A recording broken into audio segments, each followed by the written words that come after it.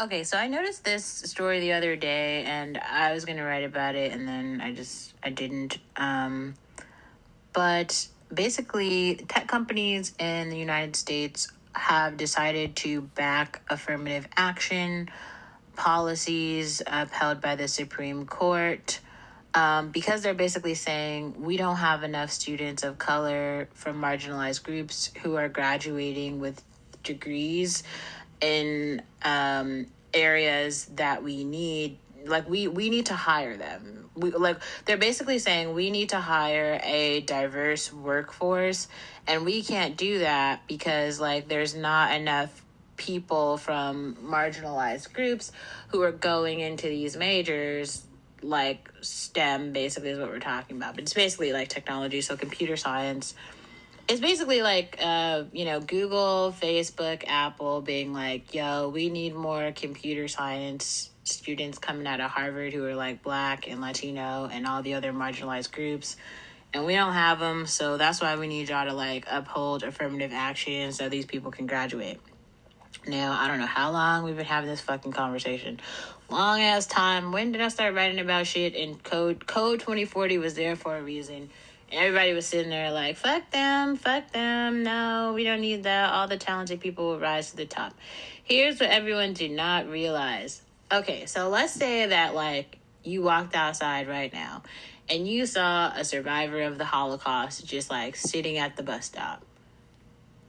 And like they had a sign or something. They were like, "I survived the Holocaust." I know I know it happened like hella long ago, but let's just say somebody like survived the Holocaust, and they were just like sitting outside. You would be like, "Damn, bro, like that's hella crazy. Like you've been through hella shit. Like you've been through war. Like that's incredible." You might try to buy them like a coffee or something. You might try to do something to like make it easier because you just realize like, damn, like you've been through it. Yeah, that's just not really how the people on the other side of this argument do not feel like that. Even though technically when we're talking about affirmative action here, like we're literally talking about Black Americans mostly. I mean, there's other groups like all these, and here we have to like stop having the people of conversation. I'm sorry, the people of color conversation, because like right now, I am sitting in America. I am in California. I am in Silicon Valley, right? Like my mother is a Black American. And so like I understand, like I have members of my direct family who are slaves. Like the American chattel slavery was like brutal. It was awful, and it happened in America. And there are people who are alive today, right now, who were like descendants of that atrocity that happened here. That there's never been any reconciliation for, right? Like Harvard did do the study that basically said, slaves built the university. So now, like, every single day, basically at that Public Policy Institute, is it the Radcliffe Institute? Every day they're having conversations about like, yeah, no, it was so awful. Like what we did in America was so awful. It was real bad. All the documents are coming out. Everybody's making these like graphic animations. It was really bad. It was really bad. And a lot of people died. So that means like when those people are dead, they are not able to like have children and then pass on legacy and resources to those children because they are dead. And so I'm not talking about, like, I understand that in terms of like the world and in terms of like colonialism, all of that was like really bad. And like, I am not trying to say that it wasn't. It was. It truly was. But also, American chattel slavery was awful. And the reason that we need affirmative action is because there's too many obstacles that individuals from groups that have been historically oppressed, they're just unable to Black Americans specifically are like unable to like matriculate forward. Many of them, not all of them, but many Black Americans are unable to matriculate forward in society without the help of the government, because it was the government that stood in the way of that particular group's progress in the past. There were government like laws put in place by government that inhibited Black Americans from attending certain schools, attending college at all, from reading. It was like literally illegal for Black people in the United States to read. So it's kind of like that was the law. That's not made up. That happened here in America. So the reason we need affirmative action is to like remedy that. So all the other people of color, marginalized immigrant groups who are coming with their sob stories of like injustice, I think the problem that they're having is they're like taking it up with the wrong person. Like colonialism is real, but also like losing a war is real. So there's a lot of like war losers who keep coming crying being like, America did this too. Yeah, okay, America's done a lot of shit, and some stuff it has to be responsible for, and like some stuff it doesn't. It's just like a real inability for most people to critically think. They just be out here saying shit, and you're just like, that's not really how it works. Like, I'm sorry that like India was colonized by Britain a very long time ago, but this is America, and that struggle has nothing to do with America in reality, right? Like, don't get me wrong, because I realize like the CEO of Google's like an Indian guy, and like what he's been able to do in America is great. The issue that I'm having specifically is like when everybody wants to like trade spaces, right? So because of the work that Black Americans specifically did in terms of civil rights, the brown ass Indian guy was able to come over here and like eat off the plate. This is why I want to go back to that unsafe episode where Ann Coulter talks about how civil rights should only be applied to Black Americans, because like if that Indian guy had the struggle of Britain colonialism and the colorism and what is it, all of the tears happening in India, and then he also had to fight for civil rights in America, I don't think that he would have the same impression or make the same decision like, yes, I choose to come to America because I also have to fight for civil rights. Like, every person gets to make these decisions. There's like an opportunity cost for every move, right? It's like you look at your surroundings and the opportunity that you have to thrive in a particular place, but things are set up that way because of blah blah blah. Like, we are all able to like use search, right? Like, search is great. Being able to find information on the internet is wonderful. I appreciate Google for being able to do that, but we can't have a conversation about like all of the technological advancements that have happened without having a conversation about the infrastructure that was put into place for that to happen.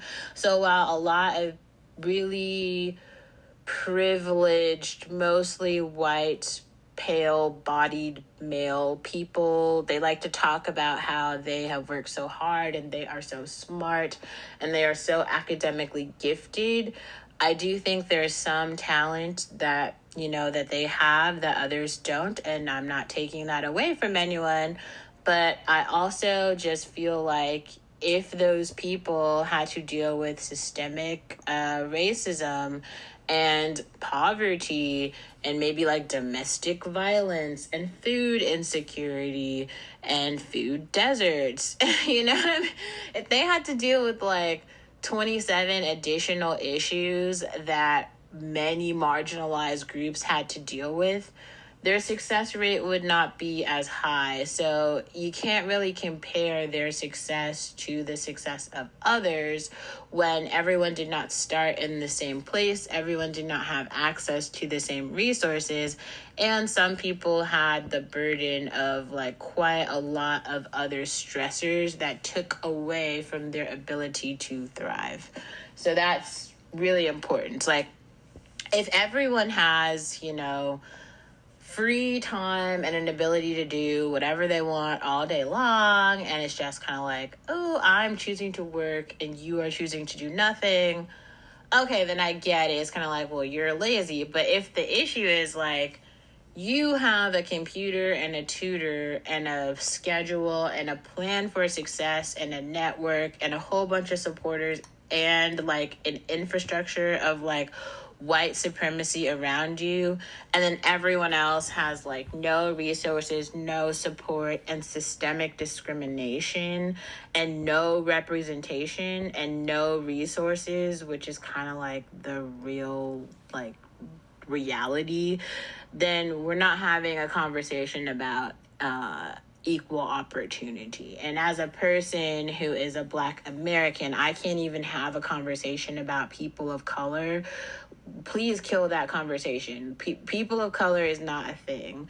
Most people of color are new in America. America is about like Black people and white people. Everybody else is like new here and they're striving for like representation and equity and all this shit. And I don't understand. Like everyone has just come to like eat off of the plate. And then it's like Black Americans are so marginalized. Most can't even say anything. Like they don't even know the story because they don't have any education at all. And it's all of it is really sad. It's just really sad. We have some more time on this, so you can just read out this article for you guys. So U.S. companies support Harvard, UNC, and Supreme Court affirmative action cases. In one of the biggest Supreme Court cases of the upcoming term, the justices will consider whether universities may consider race as one factor in their admissions process. So this is in Washington. Some of the nation's largest companies entered a debate over affirmative action on Monday, jumping into a pair of Supreme Court cases to support universities that consider race as one of their factors in undergraduate admissions processes. I just want to be clear there. So they're talking about it's one factor. So they're not saying like Black people get in just because you're Black. Like there's like a lot of factors that they'd have to use, and race is like one of them. The companies, including Apple, General Electric, Google, and Starbucks, filed a pair of briefs at the Supreme Court siding with Harvard University and the University of North Carolina. The schools consider race in their admissions process as one of several factors, an approach that is consistent with the current level standard set by the court. Racial and ethnic diversity enhance business performance, the companies told the High Court. Research and experience demonstrate that racial diversity improves decision-making by increasing creativity, communication, and accuracy within teams.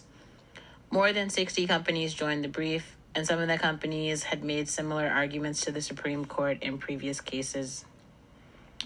Some universities have relied on Supreme Court decisions to consider race in college admissions. In a 4-3 ruling in 2016, a majority of the court said that considerable deference is owed to a university in defining those intangible characteristics like student body diversity that are central to its identity and educational mission. So they just have a link here. Supreme Court to consider use of race in college admissions. And then there's someone appealed. The Federal Appeals Court upholds Harvard University's use of affirmative action. Oh, I didn't know they already ruled on that. The decision was written by Associate Justice Anthony Kennedy, a swing vote. He was replaced in 2018 by Associate Justice Brett Kavanaugh. Oh, I didn't know that. A conservative. Associate Justice Amy Coney Barrett's confirmation in 2020 gave conservatives a 6-3 majority. In other words, it's a different Supreme Court than it was just 6 years ago. That's true.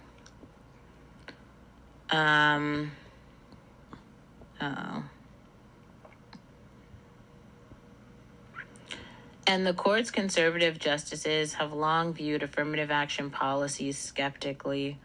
When affirmative action programs were first adopted, it was for the purpose of helping the disadvantaged, Associate Justice Samuel Alito wrote in dissent in the 2016 ruling. Now we are told that a program that tends to admit poor and disadvantaged minority students is inadequate because it does not work to the advantage of those who are more fortunate. This is affirmative action gone wild. That's interesting. Now we are told that a program that tends to admit poor and disadvantaged minority students is inadequate because it does not work to the advantage of those who are more fortunate. Yeah, the whole point of affirmative action is to provide opportunity for those who have not historically had the opportunity. It has nothing to do with people who've already had the opportunity. Kind of. I guess this is more of a conversation about finite resources, right? So, finite resources are a thing. Here's the idea, like in the world, in society in general, there are a finite amount of resources. So we don't have like enough for everyone to have the exact same amount of everything at all times. So like everyone in the world cannot go to Harvard. Everyone in the world cannot drive a BMW. Like everyone is not created equal in terms of like the quality of goods and services that they have access to in life. It's kind of like lifestyle, basically. This is why we have like social class. So it's like how in terms of the resources that you have, in terms of resources, like how many resources do you have access to? That's like the biggest question, right?